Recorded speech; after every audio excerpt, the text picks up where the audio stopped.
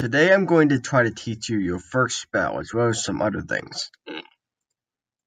But before you do anything, this spell and spells in general can only be cast if you are in 4D to a certain point.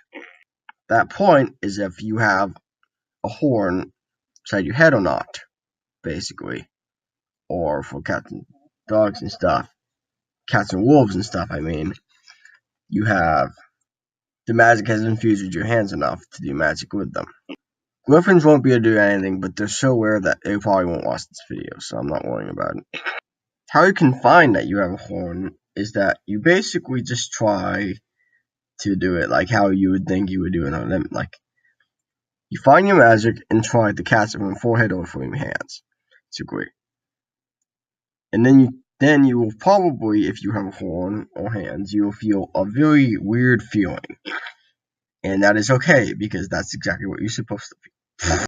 If you do not feel this feeling, then wait a couple days, and eventually you will, because the sensing process will progress eventually until you get it, and get more things on top of that.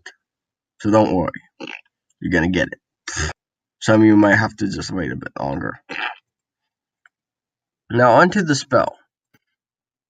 The sensing process has been doing weird things to electronic devices, as you will all know. But I have decided to make a spell that anyone can do as long as they're in 4D to a certain point, that will basically allow them to take the excess magic that is going into their computer or phone or whatever it is that is making it go crazy, and then put it somewhere else, like in a crystal or something, for example, or maybe into the air or whatever, away from it, though that's not as efficient. Now first you feel the magic in your horn. It's okay if you just take about a couple hours trying to feel magic for your horn or whatever, hands, just to get used to it. If that's okay, you can do that. And you take the magic into your horn or hands, and then after that, you think of the spell. Now the spell is kind of complicated, but I'm going to walk you through it. First, you have to feel the energy of the outside the computer, and then turn it into a Bzeniz. How you do that is you sense the magic, and then you sort of just imagine it turning into a Bzeniz, and it sort of just does in your mind. Now, that Bzeniz is like, if it's over 100%, then that's bad. That means the computer is going to act up. So what you're trying to do is get it below that, below 100% as much as possible, and get it to 100% at minimum.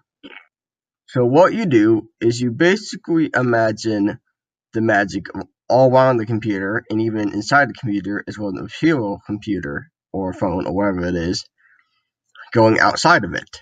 If you have a crystal, you imagine it flowing into the crystal, sort of, as fast as possible, as fast as you can get it.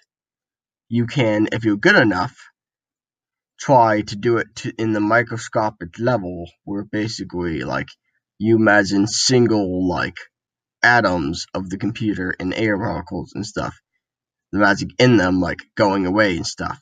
That's what I do, but not anyone can do that, so just you take what you can get.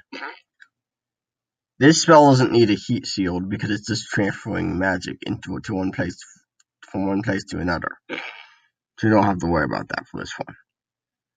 And that's it. If you have done everything right, your computer should only be acting up at only about, at less half as much, and at most about like a quarter of much. It shouldn't act up as much, and it should stop sometimes too. That'll hopefully help. I hope this helps. This is Seven Souls and Feel Magical.